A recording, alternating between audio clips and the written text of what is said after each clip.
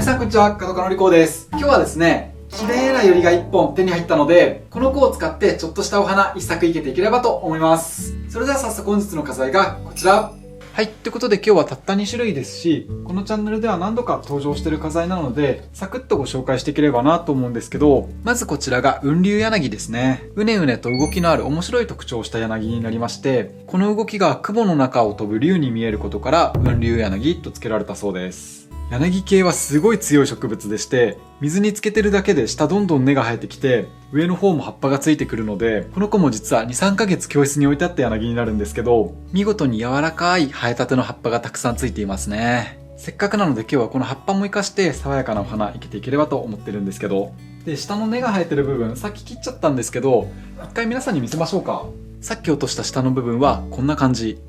もうボーボーですわ。ですのでこのまんま地面に刺せばどんどん柳は大きくなってきます。ちょうど柳系の出回る時期が秋の終わり頃から春先までなので、季節としてはこれからいろんな種類が出回ってきます。で、今日はこの柔らかい柳の特徴を生かして一作何かいけていければなと思ってるんですけども、で、2種類目がこちら、今日のテーマにもなったユリ。綺麗なお花ですよね、本当に。今日たまたまこちら1本安く手に入りまして、ユリはカサブランカなんかの種類や、あとは竹、花の大きさ、つぼみの数、そんなところから平気で1本1000円は超えてきまして、高いものだと1500円、1600円ぐらいのも見たことあるかな。で、今日は竹はそこまで長くはないんですけど、花すごく立派で綺麗ですし、つぼみが2つついてるので、だいたいこれでも5、600円ぐらいはするんじゃないかなと思うんですけど、花屋の店員さんが300円でいいよなんて言ってくれたので、今日はお得に買うことができました。この閉じてるつぼみも次から次に咲いてくれるので、そういったところも楽しめるお花になります。で、ここにも見えているユリのおしべ、その先端につく花粉なんですけど、これまだ花が開きかけの時は手で触っても全然大丈夫なんですけど、これが開いてしまうと花粉の粉がすごくつきやすくなってしまうんですね。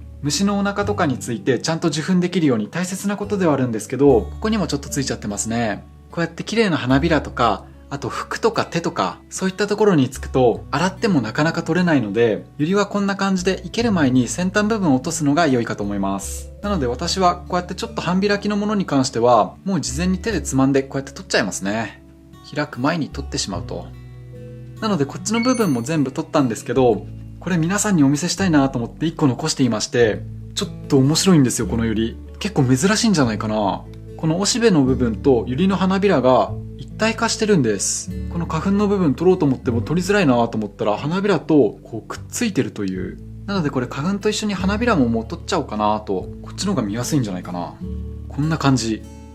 花びらとおしべの部分がこう一体化してるんですよね。で、これと似たような現象に石化または胎化というものがありまして、植物の花びらや茎が癒着することで帯状になる、いわゆる植物の奇形にあたるんですけど、その現象にあたるんじゃないかなと。で、今たまたま教室にですね、同じ石化で生まれた植物が2つありまして、1つはこちら、石化柳。柳とつく通り、最初にご紹介した雲龍柳の仲間になるんですけど、柳というとこうやって一本一本の枝が細いんですけど、枝同士が癒着することで、こんな感じで帯状の太い枝になってしまったと。で、この石化柳は石化することで一本一本に独特な動きが出てくるので、生け花でも好んでよく生けられる花材になりまして、石化自体は植物の突然変異で生まれるものではあるんですけど、この花材に関しては、柳の枝に石化菌という菌をつけて、その石化を促して、こういった形を生産者は作ってるんだそうです。あと石化の中で有名なのはケイトウもそうですね。秋を代表する鳥の頭に見えることから名付けられたお花なんですけど、あれも花同士が癒着してしまってモワモワっとした姿になってしまったんですけど、それが逆に遺伝的に固定されて、あのモワモワしてるケイトウから取れる種子も同様にモワモワしてる、そんなお花になりますね。で、石化柳とケイトウに関しては割とメジャーではあるんですけど、この花材結構珍しいんじゃないかな。もう完全にドライになっちゃってるんですけど、皆さんこれ何が石化したものだと思いますか？この辺はもう完全に癒着して面白い石化の動きになってるんですけど、この辺り見るとわかるんじゃないかな。こっちの方がわかりやすいか。このトゲトゲしてる葉っぱ、これは杉なんです。ニックキ、杉花粉の杉ですね。今花粉って言っただけでくしゃみでそう思ったんですけど、この杉の枝とか葉っぱが癒着してこんな感じで胎化して一本一本やはり面白い動きが出てる、これは石化杉という植物になります。この辺とかちょっとケイトウっぽい雰囲気出てるんですよね。やっぱそんなところで植物にはまだまだ面白い不思議がたくさんあるので、今回のこのユリの花びらとおしべももしかしたら石化、突然変異によって生まれたのかもしれないです。ユリの石化なんて聞いたことないけどな。今日はそんな2種類のお花と、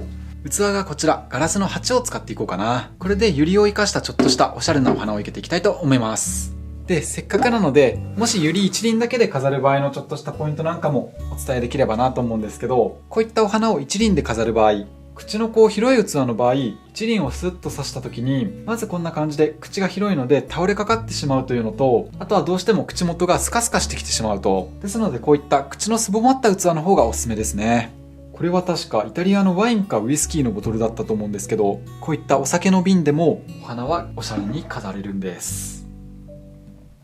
こんな感じだとどうかな。そこからスラッと立ち上がる姿がとっても綺麗ですよね。ということでお部屋にちょろっと飾る分にはもう全然これで問題ないと思うんですけど、一応プロの華道家としてもう一手間二手間加えていければなと。で、今お話したようにお花を普通に綺麗に飾る分にはもうあれで全然いいでしょうし、むしろあのままの方が自然っぽくてすごく素敵っていう人も中にはいると思うんですけども、私が生け花が大好きな理由や、あとは生け花の魅力なんていうところで言うと、普通にこの綺麗な姿をそのまんま飾るっていうのは誰にでもできると思うんですけど、そこに人の手や思いが加わることで、普通に飾るのではないその植物の魅力を引き出したりとか、あと自然界では出会わなかった植物同士を合わせることで、より美しい姿に昇華することができる。そんなところが一つと、あとは行為としてそのまんま生ければそれで終わりなんですけど、例えば時には短く切ったりとか、こういった葉っぱを生かしたりとか、あとはこれからご覧いただく柳の特性を生かした生け方とか、そういった時間がすごく心を落ち着かせてくれたり、集中することでマインドフルネスにつながってるなぁなんて、そんなところが生け花の大きな魅力だと思っています。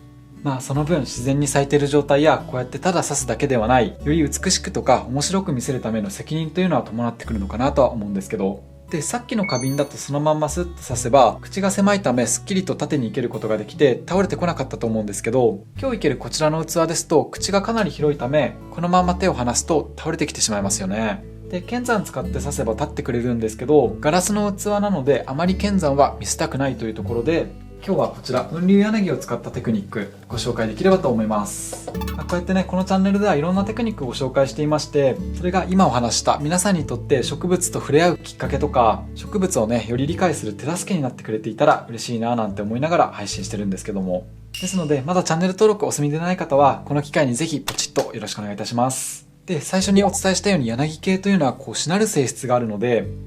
今こんだけぐるっと丸めてもバキッと折れないですよね。ただ手を離すと反発してしまうので、逆にこの反発する力を使ってこの器の中に柳を沈めていきます。折れないようにぐっと丸めながら器の中に枝を入れていくと。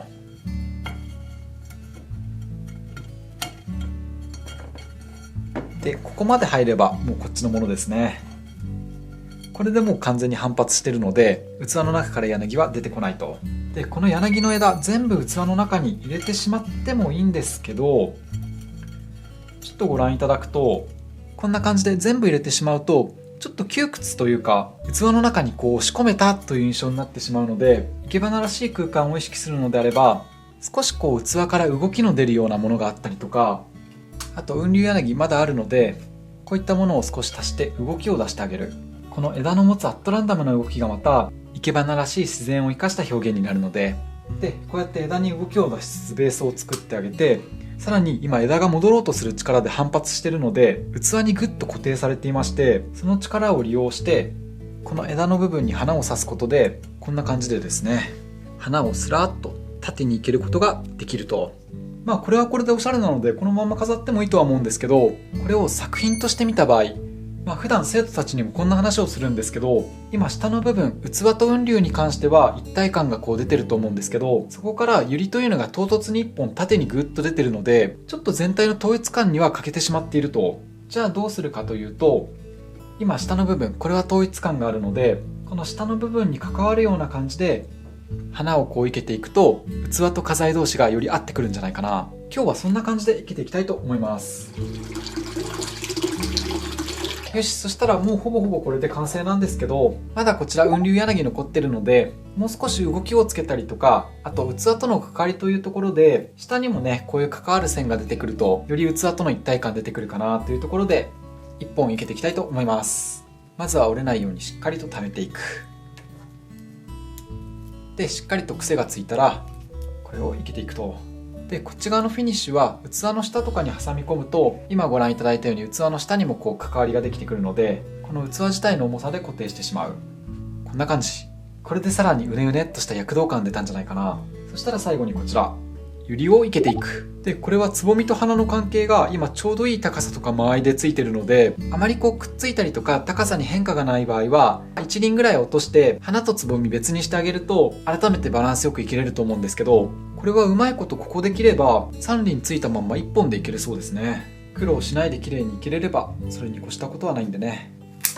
で、先端の花の部分とこうやって葉っぱの部分分けておくと、水に浸かる葉っぱこの辺りは全部落としてしまうので、葉っぱが最後寂しいなという時があるんですね。花だけになってしまったりとかで、そういった時にこれは後から足すことができるので、こうやってうまいことを茎付きで残しておくと後で便利なので、これも良ければ参考にしてみてください。そしたらこれはバランスを見てこっち側に生けていこうかな。さっきの器と枝の間に挟み込んでいくと。こんな感じで、ちょっと葉っぱが欲しいなという場合はこれも後から足していくといいですね。